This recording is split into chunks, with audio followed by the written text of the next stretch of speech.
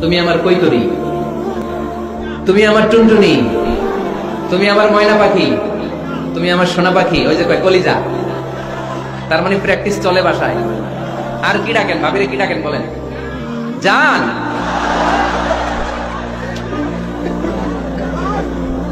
জান ডাকেন। আর ভাবি কি ডাকে আপনাদেরকে? বাবু। কি ডাকে? বাবু ডাকে।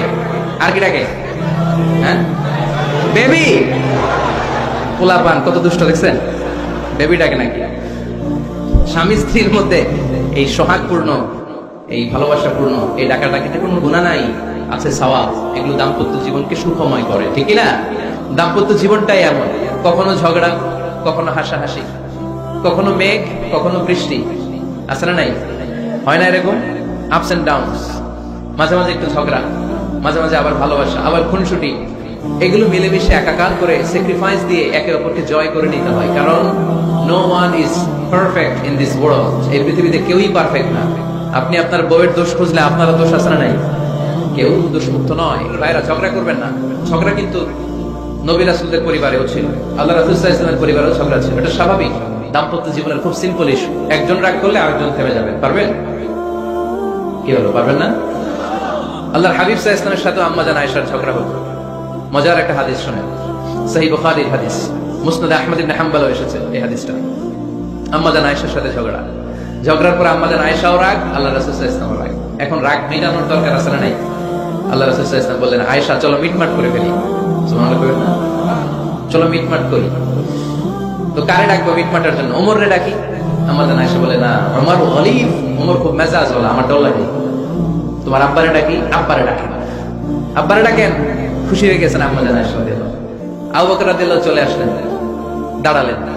এবার বিষ্ণু সাল্লাল্লাহু আলাইহি ওয়াসাল্লাম বললেন, তাতাকাল্লিমিন আও আতাকাল্লাম, কি ঘটছে আমাদের মাঝে, তুমি বলবা না আমি বলবো? আম্মা জান আয়েশা বললেন, তাতাকাল্লামু আনতা ওয়ালা তাকুল ইল্লা হাক্কান, আপনিই বলেন, তবে সত্য ছাড়া মিথ্যা বলেন না। আবু বকর রাদিয়াল্লাহু তাআলা শুনে দেখে গেলেন, কি এ কেমন কথা তোমার? নবীকে উদ্দেশ্য করে তুমি বলছো সত্য ছাড়া মিথ্যা বলবেন না, নবী কখনো মিথ্যা বলবে নাকি? রেগে মেয়ের গায়ে মেরেছে একজন, চোর খেয়ে আম্মা জান আয়েশা উল্টে পড়ে গেলেন। সাইয়েদনা আবু বকর রাদিয়াল্লাহু তাআলা রেগে গড়গড় করতে লাগলেন, আবার মারার জন্য উদ্যত হলেন। আম্মা জান আয়েশা রাদিয়াল্লাহু তাআলা বাঁচার জন্য এবার বিশ্বনবীর পিছনে যে আশ্রয় নিলেন। সুবহানাল্লাহ পড়বেন না? বিশ্বনবী সাইয়েদনা আবু বকরের সামনে দুই হাত মেলে ভেবে দাঁড়িয়ে গেলেন। আল্লাহর হাবিব যখন আম্মা জান আয়েশাকে বাঁচানোর জন্য দুই হাত উঁচু করে দাঁড়িয়ে গেলেন, সাইয়েদনা আবু বকর থেমে গেলেন। সাইয়েদনা আবু বকর এই পরিস্থিতি দেখে ঘর থেকে বের হয়ে ঘরের বাইরে দাঁড়ালেন। এবার আল্লাহর রাসূল সাল্লাল্লাহু আলাইহি ওয়াসাল্লাম আম্মা জান আয়েশাকে তুললেন, বললেন, ইয়া আয়েশা কাইফা রাআইতিনি আনকাযতুকি মিনার রাজুল, দেখলা নাকি কেমন করে আমি তোমার বাবার হাত থেকে তোমারে বাঁচালাম? আজকে আমি যদি সামনে দাঁড়িয়ে না বাঁচাতাম, তোমার বাবা তোমারে একেবারে মেরেই ফেলতো। সুবহানাল্লাহ বলেন। দেখছো আয়েশা, আমি বাঁচাইলাম তোমারে, আমার সাথে ঝগড়া করো, আমি বাঁচাইলাম। এই কথা শুনে আম্মা জান আয়েশা রাদিয়াল্লাহু তাআলা লজ্জায় পড়ে হেসে দিলেন। সুবহানাল্লাহ পড়বেন না? এত আস্তে সুবহানাল্লাহ, লজ্জায় হেসে দিলেন। বিশ্বনবী সাল্লাল্লাহু আলাইহি ওয়াসাল্লাম এবার হেসে দিলেন। দুইজনের হাসাহাসি শুনে বাইরে থেকে আবু বকর রাদিয়াল্লাহু তাআলা আনহু হাসির আওয়াজ শুনে অবাক, কি রে এতক্ষণ যুদ্ধ, এখন আবার হাসি কেন? হাসে দেখার জন্য সাইয়েদনা আবু বকর রাদিয়াল্লাহু তাআলা আনহু ঘরের ভেতরে ঢুকলেন। ঢুকে দেখেন আম্মা জান আয়েশাও হাসে, বিশ্বনবীও হাসে। সাইয়েদনা আবু বকর হেসে দিলেন, আরশের উপর থেকে খুশি হয়ে গেলেন কে? এবার সাইয়েদনা আবু বকর বলেন, ইয়া রাসূলুল্লাহ, ইয়া হাবিবাল্লাহ, আশরিকানি ফি সিলমিকুমা কামা আশরাকতুমানি ফি হারবিকুমা। নবী গো, আপনাদের দুইজনের মধ্যে যুদ্ধ লাগলে যেমনি মিটমাট করার জন্য আপনি আমারে ডাকেন, আপনাদের এই আনন্দ ঘন মুহূর্তগুলোতে শরীক হওয়ার জন্য মাঝে মাঝে আমারে ডাকেন। সুবহানাল্লাহ পড়ে। আপনাদের মধ্যে যুদ্ধ লাগলে সন্ধি করার জন্য যেমনি আমারে ডাকেন, আপনারা যখন আনন্দ ঘন পরিবেশের খুনসুটি করেন, হাসাহাসিতে মেতে ওঠেন, তখন একটু আমারে ডাকেন। সুবহানাল্লাহ পড়বেন না? দেখেন আল্লাহ রাসূল সাল্লাল্লাহু আলাইহি ওয়াসাল্লাম পৃথিবীর সবচেয়ে শ্রেষ্ঠতম মানুষ, উনাদের পরিবারেও ঝগড়া হতো, কিন্তু এই ঝগড়া কোনোদিন তালাক পর্যন্ত গিয়েছে? কথা বলেন না কেন? আল্লাহর হাবিব সাল্লাল্লাহু আলাইহি ওয়াসাল্লাম তার কোন স্ত্রীকে তালাক দিয়েছেন? প্রায় আম্মা জান আয়েশার সাথে রাগারাগি হতো। আল্লাহর হাবিব সাল্লাল্লাহু আলাইহি ওয়াসাল্লাম বলতেন, আয়েশা, কখন তুমি রেগে থাকো সেটাও আমি জানি, কখন তুমি আমার উপর খুশি থাকো সেটাও আমি জানি। ইয়া আয়েশা, ইন্নী লা আ'লামু ইযা কুনতি আন্নী রাদিয়া ওয়া ইযা কুনতি আলাইয়া গাদবা। আয়েশা, কখন রেগে থাকো তাও বুঝি, কখন খুশি থাকো তাও বুঝি। আম্মা জান আয়েশা বললেন, ইয়া রাসূলুল্লাহ, কেমনে বোঝেন? বিশ্বনবী বললেন, তোমার দোয়ার বাক্যগুলো শুনো বুঝি। যখন তুমি আমার উপরে খুশি থাকো তখন দোয়ার সময় তুমি এভাবে বলো, রব্বি মুহাম্মদ, ও মুহাম্মাদের রব, আপনি আমাদের সব গুনাহ মাফ করে দেন। আর যখন তুমি আমার উপর রেগে থাকো তখন তুমি মুনাজাতের সময় বলো রব্বি ইব্রাহিম, ইব্রাহিমের রব আপনি আমাদেরকে ক্ষমা করে দেন। তার মানে যখন তুমি রেগে থাকো তখন দোয়ার সময় আমার নামটা মুখে নিতে চাও না।